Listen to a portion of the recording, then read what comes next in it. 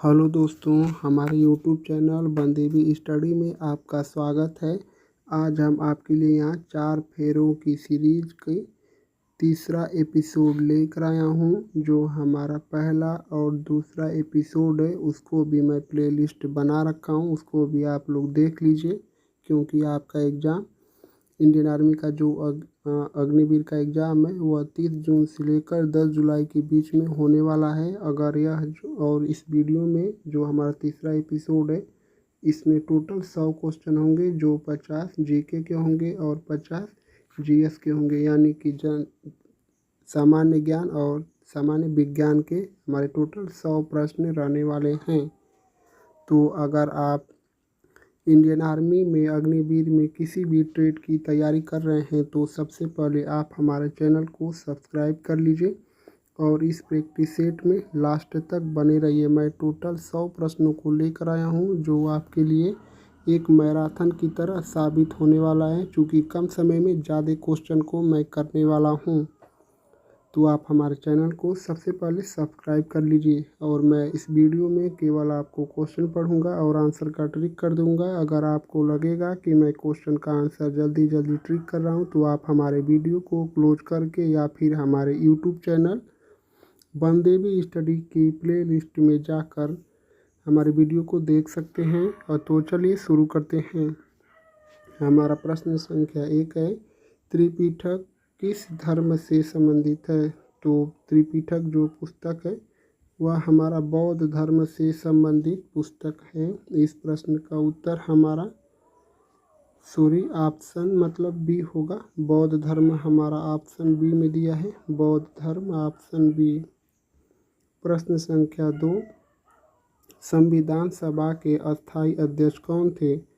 तो संविधान सभा के हमारे अस्थायी अध्यक्ष डॉक्टर राजेंद्र प्रसाद थे। इस प्रश्न का उत्तर हमारा ऑप्शन ए होगा, डॉक्टर राजेंद्र प्रसाद। प्रश्न संख्या 3, जलियांवाला बाग हत्याकांड कब हुआ था? तो जलियांवाला हत्याकांड हमारा यह जो 13 अप्रैल सन 1919 को पंजाब राज्य के अमृतसर में हुआ था। इस प्रश्न का उत्तर हमारा ऑप्शन सी होगा, 1919। प्रश्न संख्या 4, भारत में योजना आयोग की स्थापना कब हुई थी? तो भारत में योजना आयोग की स्थापना सन 1950 में की गई थी और इस समय इसका वर्तमान नाम नीति आयोग है। और नीति आयोग की जो स्थापना 1 जनवरी 2015 को की गई थी। इस प्रश्न का उत्तर हमारा ऑप्शन बी होगा, 1950 में योजना आयोग की स्थापना की गई थी। प्रश्न संख्या 5, विनोबा भावे किस आंदोलन से जुड़े थे? तो जो हमारे विनोबा भावे हैं यह भूदान आंदोलन से जुड़े थे। इस प्रश्न का उत्तर हमारा ऑप्शन सी होगा, भूदान आंदोलन।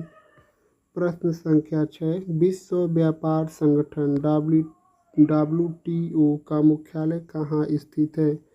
तो WTO का फुल फॉर्म हमारा होता है वर्ल्ड ट्रेड ऑर्गेनाइजेशन, की स्थापना सन 1950 में हुई थी, यानी विश्व व्यापार संगठन की स्थापना 1995 में हुई थी और इसका जो मुख्यालय है वह हमारा जेनेवा स्विट्जरलैंड में स्थित है। इस प्रश्न का उत्तर हमारा ऑप्शन बी होगा, जेनेवा। प्रश्न संख्या 7, भारत में हरित क्रांति के जनक कौन माने जाते हैं? तो भारत में हरित क्रांति के जनक MS स्वामीनाथन को माना जाता है। इस प्रश्न का उत्तर हमारा ऑप्शन बी होगा, स्वामीनाथन। और वर्गीज कुरियन को श्वेत क्रांति का जनक माना जाता है। श्वेत क्रांति दुग्ध उत्पादन से संबंधित है।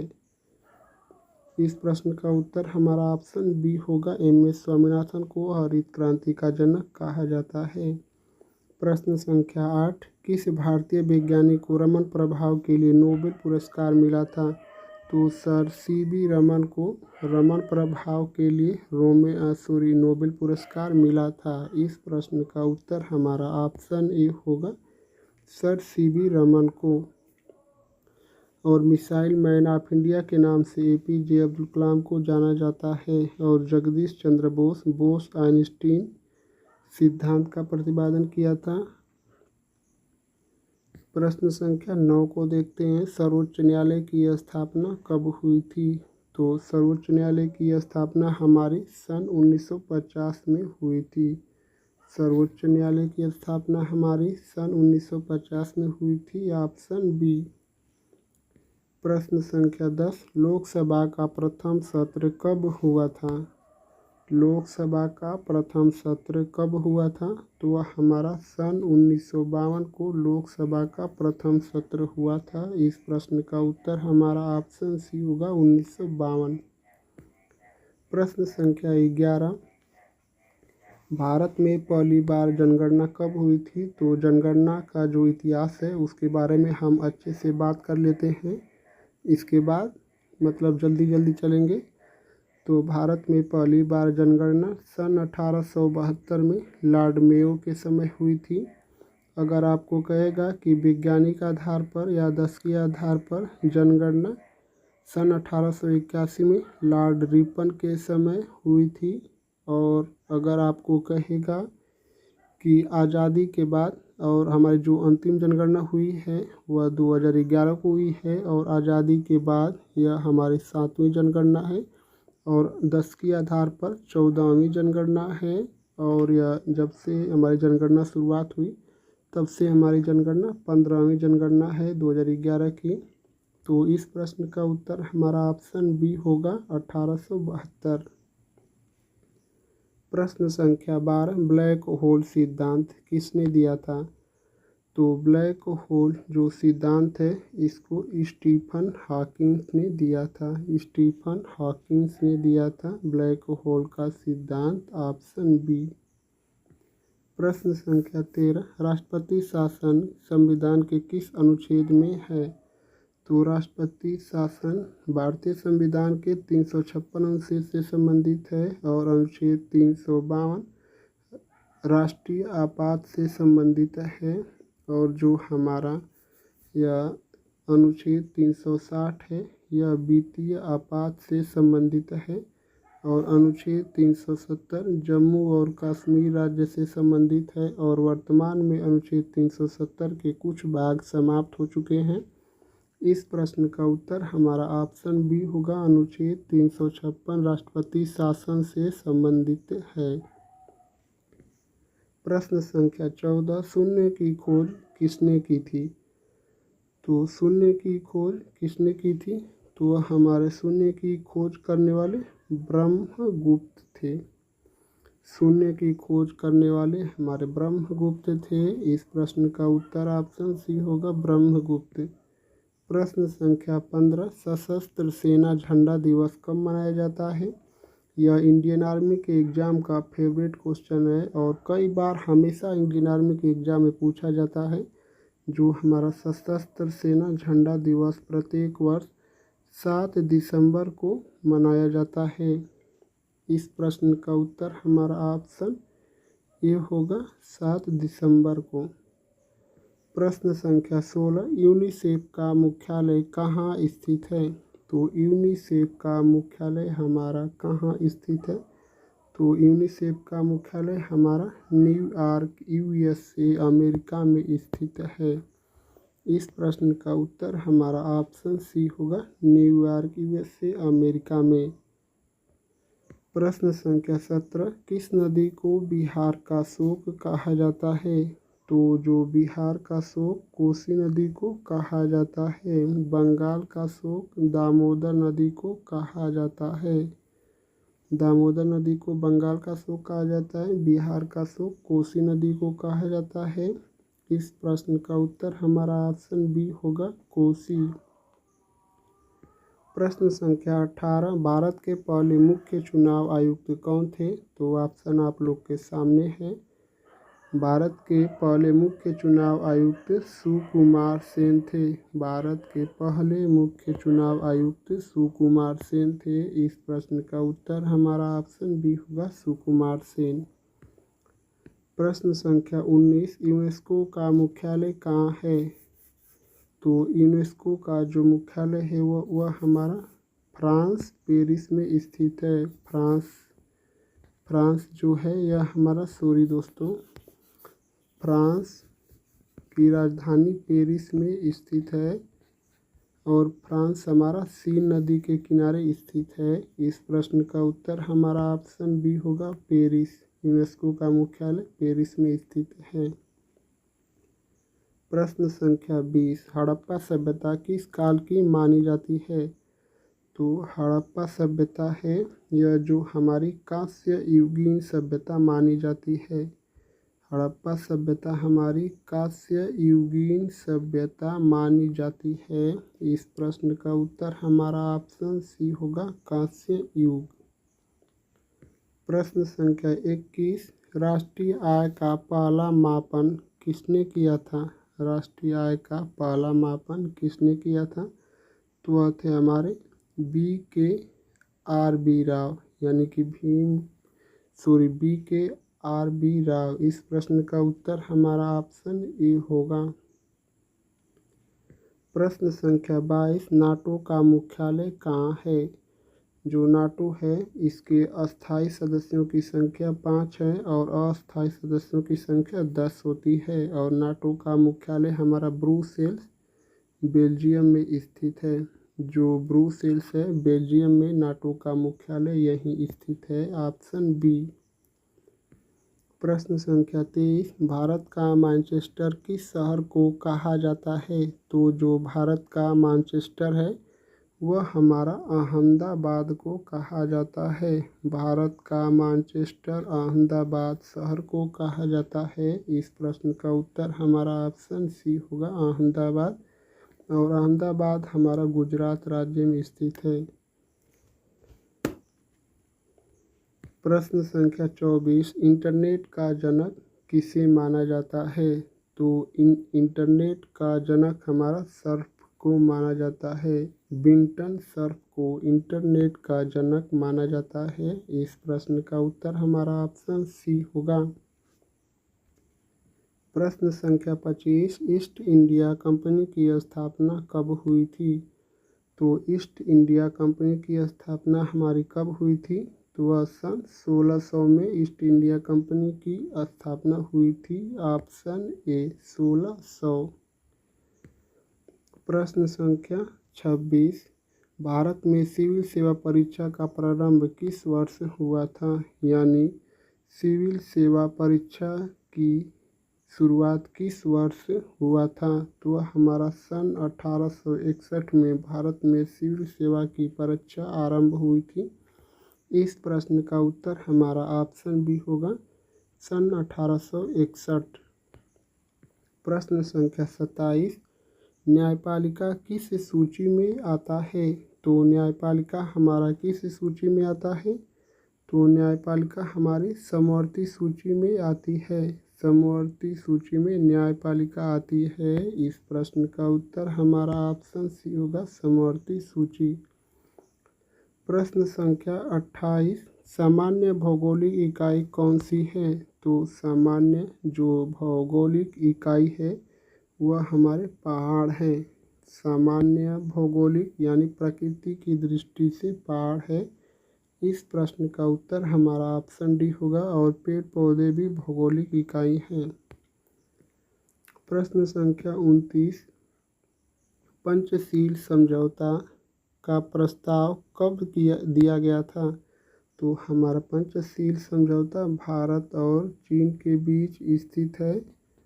और मतलब पंचशील समझौता भारत और चीन के बीच हुआ था और यह 1954 में। इस प्रश्न का उत्तर हमारा ऑप्शन बी होगा 1954। प्रश्न संख्या 30, नाट्यशास्त्र किसके द्वारा लिखा गया था? जो हमारा नाट्यशास्त्र के रचयिता हैं वह भरत मुनि के द्वारा लिखा गया था। इस प्रश्न का उत्तर हमारा ऑप्शन सी होगा भरत मुनि।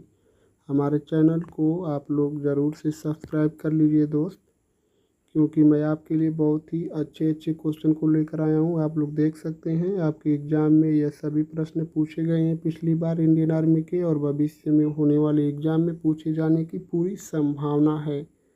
तो आप लोग इस हमारे टोटल 100 क्वेश्चन तक बने रहिए। हमारा प्रश्न संख्या 31 है। चैनल को भी सब्सक्राइब कर लीजिए। गदर पार्टी की स्थापना कहाँ हुई थी? तो गदर पार्टी की स्थापना हमारे अमेरिका में हुई थी। और यह जो है बोस्टन टी पार्टी की घटना या बोस्टन चाय पार्टी की घटना हमारी अमेरिका की क्रांति से संबंधित है। इस प्रश्न का उत्तर हमारा ऑप्शन बी होगा, अमेरिका। प्रश्न संख्या 32, किसने जय जवान जय किसान का नारा दिया था? जय जवान जय किसान का नारा किसने दिया था? तो वह थे हमारे लाल बहादुर शास्त्री जी ने जय जवान जय किसान का नारा दिया था। तो इस प्रश्न का उत्तर जो होगा वह हमारा ऑप्शन सी होगा, लाल बहादुर शास्त्री जी ने जय जवान जय किसान का नारा दिया था, ऑप्शन सी। प्रश्न संख्या 33, किस धातु का प्रयोग सबसे पहले मानव ने किया था? तो जो हमारा ताम्र था यानी कि तांबा धातु का प्रयोग मानव ने सबसे पहले किया था। इस प्रश्न का उत्तर हमारा ऑप्शन बी होगा, तांबा। प्रश्न संख्या 34, डॉल्फिन किस प्रकार का प्राणी है? तो भारत की राष्ट्रीय मछली गंगा डॉल्फिन है। और यह किस प्रकार की प्राणी है? तो वह एक स्तनपायी है। जो स्तनपायी है गंगा डॉल्फिन, यह एक प्रकार की स्तनपायी प्राणी है, ऑप्शन बी। प्रश्न संख्या 35, भारत का राष्ट्रीय पंचांग कौन सा है? भारत का राष्ट्रीय पंचांग कौन सा है? तो भारत का राष्ट्रीय पंचांग हमारा शक संवत पर आधारित है। इस प्रश्न का उत्तर हमारा ऑप्शन बी होगा, शक संवत। प्रश्न संख्या 36, भारत में किस वर्ष पहली बार जनगणना हुई थी? तो मैं आप लोग को ऊपर वाले प्रश्न में बताया हूँ, सन 1872 में भारत की पहली जनगणना हुई थी। लॉर्ड मेयो के समय 10 के आधार पर जनगणना 1881 में, लॉर्ड रिपन के समय और या लॉर्ड मेयो के समय, और अंतिम बार 2011 में जनगणना हुई थी। आज़ादी के बाद 2011 की जनगणना 7वीं जनगणना है और 10 के आधार पर 14वीं जनगणना है। और जब से मतलब हुई है हमारी जनगणना उस समय से 15वीं जनगणना है। इस प्रश्न का उत्तर हमारा ऑप्शन सी होगा। प्रश्न संख्या 37, चोल वंश की राजधानी क्या थी? तो हमारे चोल वंश की राजधानी क्या थी? तो चोल वंश की राजधानी हमारी तंजौर थी। इस प्रश्न का उत्तर हमारा ऑप्शन बी होगा, तंजावुर चोल वंश की राजधानी थी। प्रश्न संख्या 38, गांधी इरविन समझौता किस वर्ष से हुआ था? तो गांधी इरविन समझौता किस वर्ष हुआ था? तो हमारा गांधी इरविन समझौता सन 1931 में हुआ था और इस समय द्वितीय गोलमेज सम्मेलन हुआ था। गांधी जी ने इसी में भाग लिया था। और जो हमारा तीसरा गोलमेज सम्मेलन है वह 1932 में हुआ था। प्रथम गोलमेज सम्मेलन 1930 में हुआ था। और डॉक्टर भीमराव अंबेडकर जी एक ऐसे व्यक्ति थे जिन्होंने तीनों गोलमेज सम्मेलनों में भाग लिए थे। इस प्रश्न का उत्तर हमारा ऑप्शन सी होगा, 1931। प्रश्न संख्या 39, विश्व का सबसे ऊंचा पठार कौन सा है? तो विश्व का सबसे ऊंचा जो पठार है वह कौन सा है? तो तिब्बत का पठार। विश्व का सबसे ऊंचा पठार तिब्बत का पठार है। तो इस प्रश्न का उत्तर हमारा ऑप्शन सी होगा, तिब्बत का पठार। प्रश्न संख्या 40, भारत की सबसे बड़ी खाड़ी कौन सी है? तो भारत की सबसे बड़ी खाड़ी कौन सी है? तो भारत की हमारी सबसे बड़ी खाड़ी बंगाल की खाड़ी है।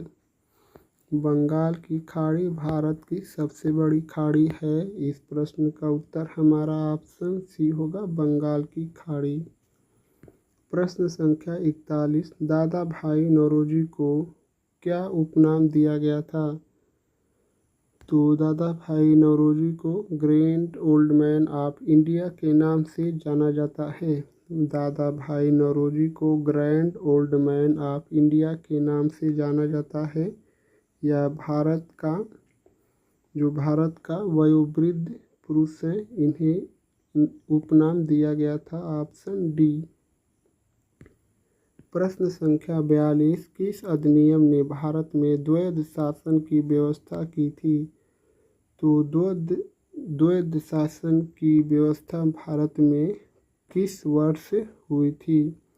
तो हमारी सन 1919 में भारत में द्वैध शासन अधिनियम की व्यवस्था हुई थी। Option B. प्रश्न संख्या 43, film and television institute of India FTII कहाँ है? तो film and television institute of India कहाँ स्थित है? तो हमारा पुणे महाराष्ट्र में। इस प्रश्न का उत्तर हमारा ऑप्शन बी होगा, पुणे। प्रश्न संख्या 44, राज्यसभा के सदस्यों का कार्यकाल कितने वर्षों का होता है? तो राज्यसभा के सदस्यों का कार्यकाल 6 वर्षों का होता है। यह एकमात्र ऐसा कार्यकाल है राज्यसभा का जो 6 वर्ष का होता है। इसको आप लोग याद कर लीजिए। और सभी जो भी पद हैं उनका कार्यकाल 5 वर्ष का होता है। प्रधानमंत्री, मुख्यमंत्री, राष्ट्रपति, लोकसभा के अध्यक्षों का भी कार्यकाल 5 वर्ष का होता है। और राज्यसभा के सदस्यों का कार्यकाल 6 वर्ष का होता है। प्रश्न संख्या 45, भारत छोड़ो आंदोलन कब प्रारंभ हुआ था? तो भारत छोड़ो आंदोलन हमारा महात्मा गांधी जी के नेतृत्व में सन 1942 में आरंभ हुआ था। इस प्रश्न का उत्तर हमारा ऑप्शन सी होगा, 1942। प्रश्न संख्या 46, भारत का प्रथम परमाणु परीक्षण कहाँ किया गया था? तो भारत का पहला परमाणु परीक्षण सन 1974 में पोखरण राजस्थान में हुआ था। तो इस प्रश्न का उत्तर हमारा ऑप्शन ए होगा, पोखरण राजस्थान। प्रश्न संख्या 47, भारत में किस शहर को ई-सिटी कहा जाता है? तो भारत के किस शहर को ई-सिटी के नाम से जाना जाता है? तो वह हमारा बेंगलुरु को, बेंगलुरु जो है इसको ई-सिटी के नाम से जाना जाता है। इस प्रश्न का उत्तर हमारा ऑप्शन ए होगा, बेंगलुरु। प्रश्न संख्या 48, किस ग्रह को लाल ग्रह कहा जाता है? तो किस ग्रह को लाल ग्रह के नाम से जाना जाता है? तो लाल ग्रह को मंगल ग्रह के नाम से जाना जाता है। मंगल ग्रह को लाल ग्रह के नाम से जाना जाता है। सौरमंडल का सबसे बड़ा ग्रह बृहस्पति है और सबसे तेज़ी से यही चक्कर लगाता है। और मंगल ग्रह को लाल ग्रह कहा जाता है। इस जो प्रश्न का उत्तर होगा वह हमारा ऑप्शन सी होगा। और पृथ्वी के सबसे निकट ग्रह शुक्र ग्रह है। सूर्य के सबसे निकट ग्रह बुध ग्रह है। प्रश्न संख्या 49, भारतीय राष्ट्रीय कांग्रेस की स्थापना किस वर्ष हुई थी? तो भारतीय राष्ट्रीय कांग्रेस की स्थापना हमारे सन 1885 में A.O. ह्यूम के द्वारा मुंबई में की गई थी। इस प्रश्न का उत्तर हमारा ऑप्शन बी होगा, 1885। प्रश्न संख्या 50, रेलवे बोर्ड की स्थापना कब हुई थी? तो रेलवे बोर्ड की स्थापना कब हुई थी? यह हमारा 50वां जीके का लास्ट क्वेश्चन था। और मैं टोटल 100 क्वेश्चन लेकर आया हूँ। अभी मेरा 50 जीएस का क्वेश्चन यानी कि सामान्य विज्ञान का रह चुका है। तो यह जो प्रश्न संख्या 50वां है, रेलवे बोर्ड की स्थापना कब हुई थी? तो रेलवे बोर्ड की स्थापना जो है इसका उत्तर आप लोगों को कमेंट में बताना है। देखते हैं कितने लोग इस प्रश्न का उत्तर कमेंट करके बता पाते हैं। रेलवे बोर्ड की स्थापना किस वर्ष हुई थी? तो चलिए हम लोग प्रश्न संख्या 51 को देखते हैं। रेडियोधर्मिता या रेडियो एक्टिविटी की खोज किसने की थी? तो रेडियोधर्मिता या रेडियो एक्टिविटी तत्व की खोज हमारे मैडम क्यूरी ने की थी। तो सॉरी, मैडम क्यूरी ने नहीं, हेनरी बेकरल ने की थी। सॉरी दोस्तों, मैडम क्यूरी नहीं होगा। रेडियोधर्मिता या रेडियो एक्टिविटी की खोज हमारी हेनरी बेकरल ने किया था। तो इस प्रश्न का उत्तर हमारा ऑप्शन सी होगा, हेनरी बेकरल, ऑप्शन सी। प्रश्न संख्या 52, हाइड्रोजन बम किस सिद्धांत पर कार्य करता है?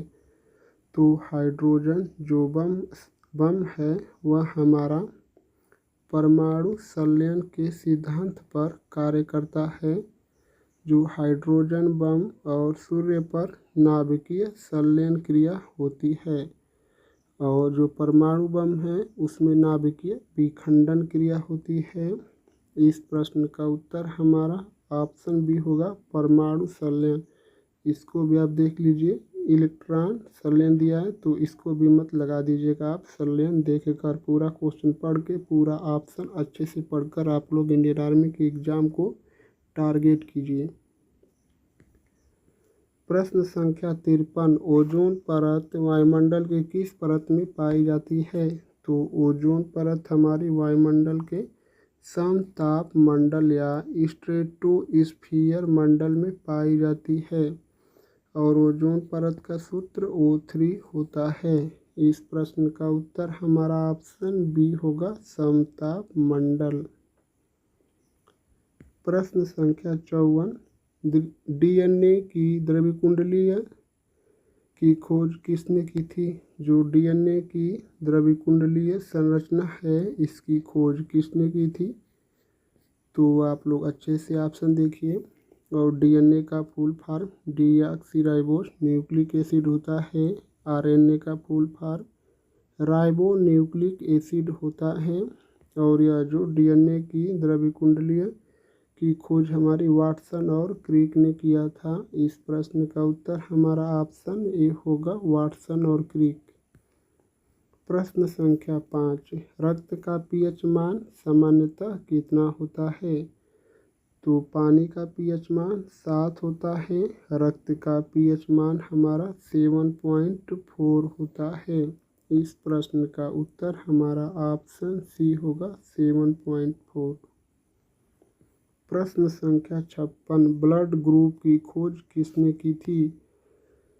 तो आप लोग पहले आराम से लगाइए क्वेश्चन को। ब्लड ग्रुप की खोज किसने की थी? ऑप्शन आप लोगों के सामने है।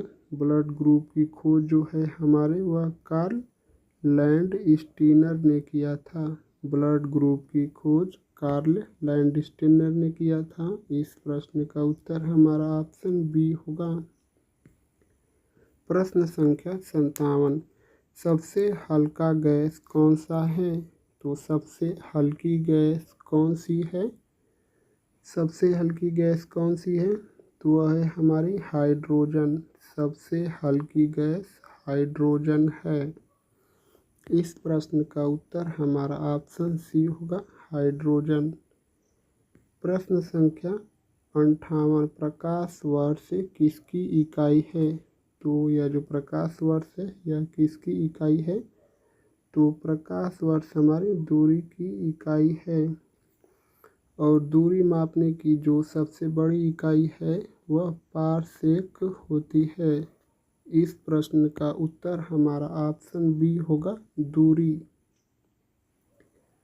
प्रश्न संख्या 59 नंबर का हमारा क्वेश्चन है, कौन सी ग्रंथि मास्टर ग्रंथि कहलाती है? तो मास्टर ग्रंथि के नाम से किसी दूसरे ग्रंथि को जाना जाता है, वह उस ग्रंथि का नाम इस ऑप्शन में है। तो कौन सी ग्रंथि को मास्टर ग्रंथि के नाम से जाना जाता है? तो वह हमारी पिट्यूटरी ग्रंथि को मास्टर ग्रंथि के नाम से जाना जाता है। इस प्रश्न का उत्तर हमारा ऑप्शन सी होगा, पिट्यूटरी ग्रंथि को मास्टर ग्रंथि के नाम से भी जाना जाता है। प्रश्न संख्या 60, मानव शरीर में सबसे लंबी हड्डी कौन सी है? तो मानव शरीर में सबसे जो लंबी हड्डी है वह हमारी जांघ में पाई जाती है, उसका नाम क्या है? तो मानव शरीर में सबसे लंबी हड्डी हमारी फीमर है। इस प्रश्न का उत्तर हमारा ऑप्शन ए होगा, फीमर, जो जांघ में पाई जाती है। प्रश्न संख्या 61, आँख में किस रासायनिक पदार्थ की कमी से रतौंधी होती है? रतौंधी या नाइट ब्लाइंडनेस किस विटामिन की कमी से होता है? तो यह जो विटामिन डी है इसका रासायनिक नाम कैल्सीफेरॉल होता है और इससे संबंधित रोग रिकेटस होता है। और विटामिन सी की कमी से स्कर्वी रोग होता है और इसका रासायनिक नाम एस्कॉर्बिक एसिड है। और यह जो कैल्शियम है दूध में पर्याप्त मात्रा में पाया जाता है। और आँख में विटामिन ए की कमी से रतौंधी या नाइट ब्लाइंडनेस रोग होता है। गाजर में प्रमुख रूप से विटामिन ए पाया जाता है। इस प्रश्न का उत्तर हमारा ऑप्शन ए होगा, विटामिन ए। प्रश्न संख्या 62, बर्फ पिघलने पर उसका घनत्व कैसा होता है? तो बर्फ पिघलने पर उसका घनत्व कैसा होता है? जब बर्फ पिघल जाती है तो उसका घनत्व बढ़ जाता है, यानी कि बढ़ता है। बर्फ पिघलने पर उसका घनत्व बढ़ता है। इस प्रश्न का उत्तर हमारा ऑप्शन ए होगा, बढ़ता है। प्रश्न संख्या 63, मनुष्य के शरीर का तापमान कितनी डिग्री फ़ारेनहाइट होता है? तो मनुष्य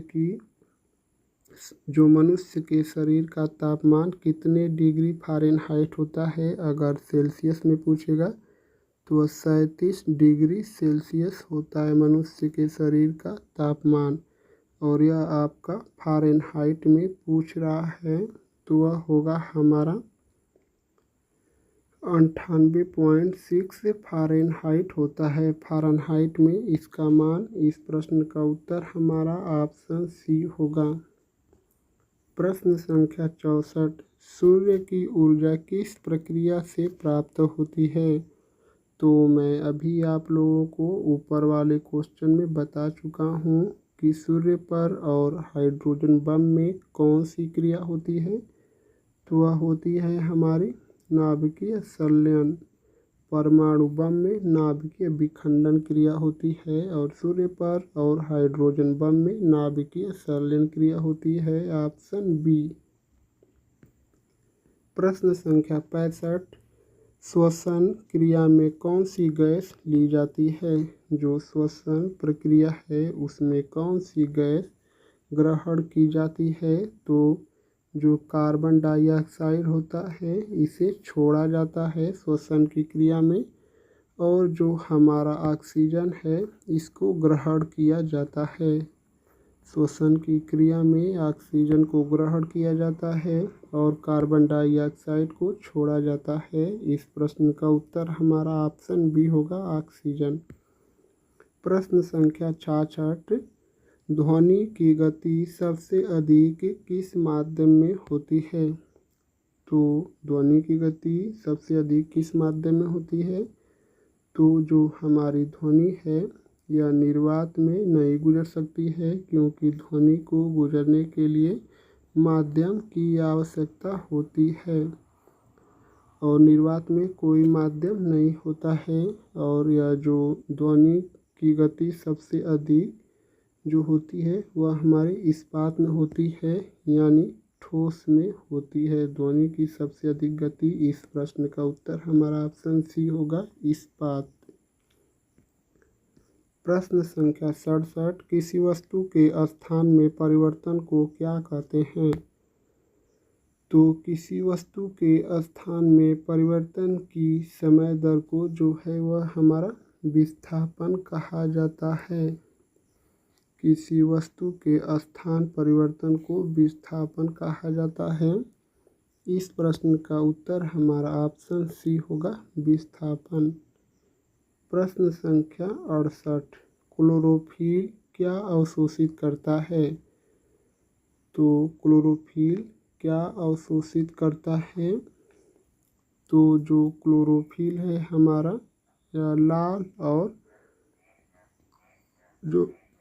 लाल और नीली रोशनी को अवशोषित करता है। इस प्रश्न का उत्तर हमारा ऑप्शन ए होगा, लाल और नीली रोशनी। प्रश्न संख्या 69, इंसुलिन किस अंग द्वारा उत्पन्न होता है? तो इंसुलिन की कमी से डायबिटीज रोग होता है, जिसे मधुमेह के नाम से भी जाना जाता है। इंसुलिन की कमी से डायबिटीज रोग होता है, जिसे मधुमेह के नाम से भी जाना जाता है। इंसुलिन हमारा किस अंग से स्रावित होती है? तो वह हमारा अग्नाशय से इंसुलिन निकलती है। इस प्रश्न का उत्तर हमारा ऑप्शन बी होगा,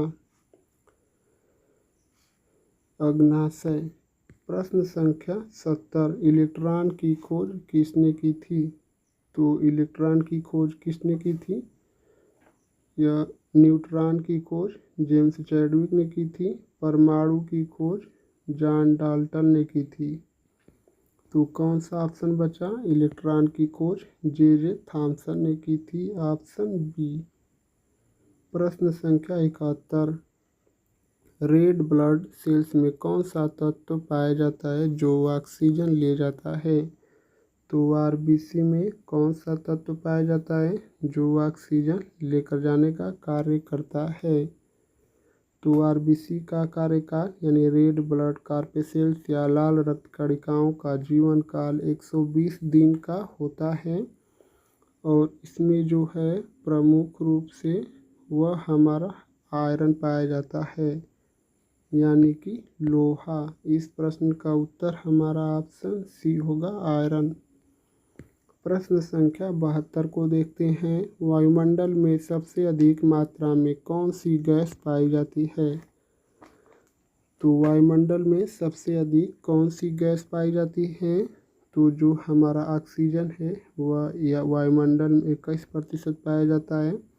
कार्बन डाइऑक्साइड हमारा 0.93% पाया जाता है। और आर्गन गैस हमारी 0.39% पाई जाती है। और सबसे अधिक गैस जो है वह नाइट्रोजन 78% पाई जाती है। इस प्रश्न का उत्तर हमारा ऑप्शन सी होगा, नाइट्रोजन। प्रश्न संख्या 73, आँख का कौन सा भाग रंग पहचानने में सहायता करता है? तो आँख का कौन सा भाग रंग को पहचानने में सहायता करता है? आप लोग अच्छे से ऑप्शन देख लीजिए। तो आँख का कौन सा भाग रंग को पहचानने में मदद करता है? तो यह हमारी जो रॉड्स और कांस होती हैं आँख में, यही रंग को पहचानने में मदद करती है। इस प्रश्न का उत्तर ऑप्शन डी होगा। प्रश्न संख्या 74, तापमान मापने का एसआई मात्रक क्या है? यानी कि जो एसआई मात्रक है यह तापमान को मापने में, मतलब कौन सा एसआई मात्रक है तापमान को मापने में? तो वह हमारा केल्विन। जो केल्विन है तापमान को मापने के लिए एसआई मात्रक है। इस प्रश्न का उत्तर हमारा ऑप्शन सी होगा, केल्विन। प्रश्न संख्या 75, पेंसिल की शीशा वास्तव में किस तत्व से बना होता है? तो कार्बन के जो हमारे दो अपर रूप होते हैं, कार्बन के दो अपर रूप होते हैं, हीरा और दूसरा है ग्रेफाइट। तो जो पेंसिल का शीशा वास्तव में किस तत्व से बना होता है? तो वह हमारी ग्रेफाइट से बना होता है। इस प्रश्न का उत्तर हमारा ऑप्शन बी होगा, ग्रेफाइट। प्रश्न संख्या 76, कौन सी धातु शरीर में एंजाइमों की सक्रियता को नियंत्रित करती है? कौन सी धातु मनुष्य के शरीर में एंजाइमों की सक्रियता को नियंत्रित करती है? तो वह है हमारी जिंक। और जिंक का प्रतीक चिन्ह हमारा Zn होता है। इस प्रश्न का उत्तर हमारा ऑप्शन सी होगा, जिंक। प्रश्न संख्या 77। अम्ल वर्षा मुख्य रूप से किस गैस के कारण होती है? तो पहले आप लोग ऑप्शन देख लीजिए। अम्ल वर्षा हमारी किस गैस के कारण होती है, यानी कि अम्लीय वर्षा का प्रमुख कारण क्या है? तो वह है हमारा सल्फर डाइऑक्साइड। इस प्रश्न का उत्तर हमारा ऑप्शन सी होगा, सल्फर डाइऑक्साइड। प्रश्न संख्या 78। कोशिका सिद्धांत का प्रतिपादन किसने किया था? कोशिका सिद्धांत का प्रतिपादन किसने किया था? कोशिका की खोज हमारे रॉबर्ट हुक ने किया था। और रॉबर्ट हुक ने कोशिका की खोज कैसे की थी? तो कार्क के टुकड़े को देखकर, जो कार्क का टुकड़ा होता है, इसको देखकर रॉबर्ट हुक ने कोशिका की खोज की थी। और कोशिका सिद्धांत का प्रतिपादन हमारा स्लाइडेन और स्वान ने किया था। इस प्रश्न का उत्तर हमारा ऑप्शन ए होगा। प्रश्न संख्या 79। कौन सी ग्रंथि एड्रीनलिन हार्मोन स्रावित करती है? तो एड्रीनलिन हार्मोन कौन सी ग्रंथि स्रावित करती है? तो वह जो है हमारे एड्रीनल, जो एड्रीनल ग्रंथि है, यही एड्रीनलिन हार्मोन स्रावित करती है। इस प्रश्न का उत्तर हमारा ऑप्शन सी होगा, एड्रीनल। प्रश्न संख्या हमारा 80 है। डीएनए में कौन से 4 नाइट्रोजन बेस पाए जाते हैं? तो डीएनए में कौन से 4 नाइट्रोजन बेस पाए जाते हैं? तो पहले डीएनए का पूरा नाम डीऑक्सीराइबो न्यूक्लिक एसिड होता है। आरएनए का पूरा नाम राइबो न्यूक्लिक एसिड होता है। और डीएनए में जो 4 नाइट्रोजन बेस होते हैं, उसका नाम है ATGC। लिख लीजिए आप लोग अच्छे से, ATGC। तो इस प्रश्न का उत्तर जो होगा वह हमारा ऑप्शन बी होगा, ATGC। प्रश्न संख्या 81। पसीना आना शरीर के किस अंग की क्रिया है? अगर शरीर से पसीना निकल रहा है तो यह शरीर के किस अंग की क्रिया है? तो वह है हमारी त्वचा से ही हमारा पसीना निकलता है। इस प्रश्न का उत्तर हमारा ऑप्शन बी होगा, त्वचा। शरीर का सबसे बड़ा भाग भी त्वचा ही है। प्रश्न संख्या 82। सूर्य का ऊर्जा स्रोत कौन सी प्रक्रिया है? तो सूर्य की ऊर्जा का स्रोत कौन सी प्रक्रिया है? तो सूर्य और हाइड्रोजन बम में मुख्य रूप से नाभिकीय संलयन क्रिया होती है। इस प्रश्न का उत्तर हमारा ऑप्शन ए होगा, नाभिकीय संलयन। प्रश्न संख्या 83। कार्बन डाइऑक्साइड किस प्रक्रिया में अवशोषित होती है? कार्बन डाइऑक्साइड हमारी किस प्रक्रिया में अवशोषित होती है? तो वह जो है हमारी प्रकाश संश्लेषण में कार्बन डाइऑक्साइड मुख्य रूप से अवशोषित होती है। इस प्रश्न का उत्तर हमारा ऑप्शन ए होगा, प्रकाश संश्लेषण में। प्रश्न संख्या 84। अस्थायी चुंबक किसने बनाया था? यह जो अस्थायी चुंबक है, इसको किसने बनाया था? आप लोग अच्छे से ऑप्शन देख लीजिए। अस्थायी चुंबक किसने बनाया था? तो वह थे हमारे कोबाल्ट और स्टील। सूर्य किसने नहीं, किससे बनाया जाता है? जो अस्थायी चुंबक है, यह किससे बनाया जाता है? तो वह हमारी कोबाल्ट और स्टील से अस्थायी चुंबक बनाया जाता है। इस प्रश्न का उत्तर हमारा ऑप्शन ए होगा, कोबाल्ट और स्टील। प्रश्न संख्या 85। न्यूक्लियस में कौन कौन तत्व पाए जाते हैं? कौन कौन से कण पाए जाते हैं? जो न्यूक्लियस है उसमें कौन कौन से कण पाए जाते हैं? तो वह जो है हमारी न्यूट्रॉन और प्रोटॉन। इस प्रश्न का उत्तर हमारा ऑप्शन बी होगा, न्यूट्रॉन और प्रोटॉन। और जो हमारा इलेक्ट्रॉन है वह न्यूक्लियस के चारों ओर चक्कर लगाता रहता है। इस जो प्रश्न का उत्तर होगा वह हमारा ऑप्शन बी होगा, न्यूट्रॉन और प्रोटॉन। प्रश्न संख्या 86, रेडियोधर्मी तत्वों का आयु निर्धारण किस विधि से किया जाता है? तो रेडियोधर्मी तत्वों का आयु जो निर्धारण है यानी आयु का पता लगाने के लिए किस विधि द्वारा किया जाता है? तो वह हमारी कार्बन डेटिंग के द्वारा, जो कार्बन डेटिंग है इसी के द्वारा रेडियोधर्मी तत्वों का आयु निर्धारण किया जाता है। इस प्रश्न का उत्तर हमारा ऑप्शन बी होगा, कार्बन डेटिंग। प्रश्न संख्या 87, तांबे के तार से विद्युत का संचालन क्यों हो जाता है? तो तांबे के तार से विद्युत का संचालन क्यों होता है? तो पहले आप लोग ऑप्शन देख लीजिए।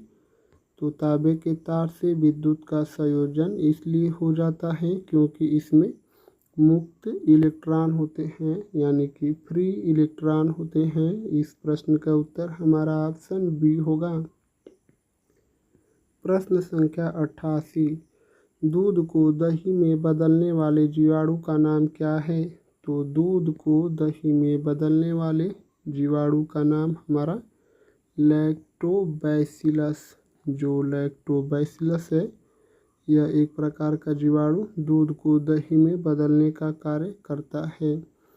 इस प्रश्न का उत्तर हमारा ऑप्शन सी होगा, लैक्टोबैसिलस। प्रश्न संख्या 89, मस्तिष्क में जानकारी का भंडार किस भाग में होता है? मस्तिष्क में जानकारी का भंडार किस भाग में होता है? तो वह हमारा मस्तिष्क में सेरिब्रम में जानकारी का भंडार होता है। इस प्रश्न का उत्तर हमारा ऑप्शन बी होगा, सेरिब्रम। प्रश्न संख्या 90, एक ही तंतु में विद्युत धारा और चुंबकीय क्षेत्र दोनों होना किस सिद्धांत से संबंधित है? एक ही तंतु में विद्युत धारा और चुंबकीय क्षेत्र होना किस सिद्धांत से संबंधित है? तो जो हमारी धारा होती है उसी से संबंधित है यानी कि एम्पियर का नियम। इस प्रश्न का उत्तर हमारा ऑप्शन डी होगा, एम्पियर का नियम में चुंबकीय क्षेत्र और विद्युत धारा दोनों होते हैं। विद्युत धारा का मात्रक हमारा एम्पियर होता है। प्रश्न संख्या 91, HIV वायरस शरीर में किस पर प्रभाव डालता है? तो जो HIV वायरस होता है यह मुख्य रूप से एड्स में पाया जाता है और इससे मतलब एड्स होता है और यह किस अंग को प्रभावित करता है? तो वह है हमारा प्रतिरक्षा तंत्र को HIV वायरस मतलब प्रभाव डालता है प्रतिरक्षा तंत्र पर। प्रश्न संख्या 92, प्रकाश सबसे अधिक परावर्तित होता है? तो पहले आप लोग ऑप्शन देख लीजिए। प्रकाश सबसे अधिक परावर्तित होता है कौन से रंग से? तो प्रकाश सबसे अधिक सफ़ेद रंग से परावर्तित होता है और गर्मियों में सभी व्यक्ति सफ़ेद कपड़ा पहनने का प्रयास करें क्योंकि बहुत ही धूप तेज हो रही है। इस प्रश्न का उत्तर हमारा ऑप्शन बी होगा, सफ़ेद रंग से। प्रश्न संख्या 93, कौन सा हार्मोन शरीर की जैविक घड़ी को नियंत्रित करता है? शरीर की जैविक घड़ी को कौन सा तंत्र नियंत्रित करता है? तो वह है हमारा मेलाटोनिन। मेलाटोनिन शरीर के जैविक घड़ी को नियंत्रित करता है। यह जैविक घड़ी का अर्थ आप लोग समझ रहे हैं या नहीं? तो चलिए मैं बता दे रहा हूँ। जैविक घड़ी जो शरीर में हमारा, अगर आप सुबह में डेली 5 बजे जाग रहे हैं तो मतलब आप सोचेंगे 1 महीने तक आप डेली 5 बजे तक जगे थे और इसके बाद आप सोचेंगे कि मैं 5 बजे सोया हो रहा हूँ 1 महीने के बाद, तो नहीं सो पाएंगे क्योंकि घड़ी का यही नियम है। अगर बाथरूम भी जाते हैं आप 2 बजे जाते हैं तो 2 ही बजे आपको लगेगा, डेली की टाइम मतलब बद जाती है। यह एक प्रकार का अलार्म का कार्य करता है शरीर के लिए। इस प्रश्न का उत्तर हमारा ऑप्शन ए होगा मेलाटोनिन। प्रश्न संख्या 94, रक्त का थक्का जमने में कौन सा विटामिन सहायक होता है? तो रक्त का थक्का जमने के लिए विटामिन के का होना अनिवार्य है। इस प्रश्न का उत्तर हमारा ऑप्शन डी होगा विटामिन के। इस विटामिन सी का रासायनिक नाम स्कारबिक एसिड स्कर्वी रोग होता है। विटामिन बी का रासायनिक नाम थायमिन बेरी रोग होता है। और विटामिन ए का रासायनिक नाम रेटिनाल होता है। रतौंधी या नाइट ब्लाइंडनेस इससे रोग होता है। इस प्रश्न का उत्तर हमारा ऑप्शन डी होगा विटामिन के। प्रश्न संख्या 95, होम का नियम किससे संबंधित है? होम का नियम किससे संबंधित है? तो होम का नियम हमारा जो ओम का नियम है वह वोल्टेज, धारा और प्रतिरोध यानी कि V बराबर I R, Ohm's law equal V बराबर आई आर होता है। इस प्रश्न का उत्तर हमारा ऑप्शन सी होगा वोल्टेज, धारा और प्रतिरोध। प्रश्न संख्या 96, डीएनए का पूरा नाम क्या है?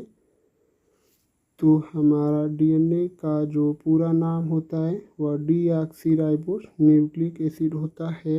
इस प्रश्न का उत्तर हमारा ऑप्शन ए होगा डीऑक्सीराइबोस न्यूक्लिक एसिड।